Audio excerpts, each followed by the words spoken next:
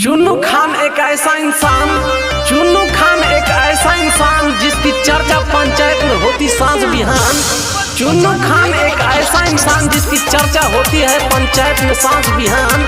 बड़ा हो या छोटा हिंदू या मुसलमान, बड़ा हो या छोटा हिंदू या मुसलमान, सबका आदर भाव सबका सम्मान, सबका आदर भाव सबका सम्मान। हाय आइल बैनी रौरे दुआरिया केने बैनी चाची महतरिया कदी न दया हम पर पार हो जब हमरो नैया मांगे ले आशीष चुन्नू भैया आई के दुआरिया। मुखिया बना दी हम कहीं कर जोरिया। चुन्नू भैया जिंदाबाद जिंदाबाद जिंदाबाद। वही पंचायत में विकास के बयोरिया। चुन्नू भैया जिंदाबाद जिंदाबाद जिंदाबाद। सोनाली पंचायत के जनता जिंदाबाद जिंदाबाद।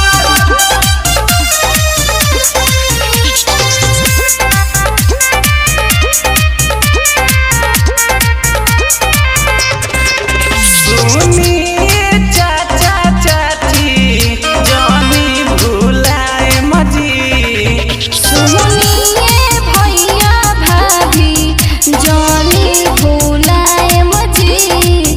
अब की बार चुन्नू भैया के मुखिया बनाए बजी। अब की बार चुन्नू भैया के सोचिए समझिए के वोटवा गिरई हा केहू से नहीं डरई हो। केहू धमकावे चाहे लालच देखावे केहू के झांसा में न आई हनु हो। चुन्नू भैया जिंदाबाद जिंदाबाद जिंदाबाद। सोनाली पंचायत के जनता जिंदाबाद जिंदाबाद। गोलू दिलदार ना भूलई हा हो, रवि अजीत के ले आई हा हो।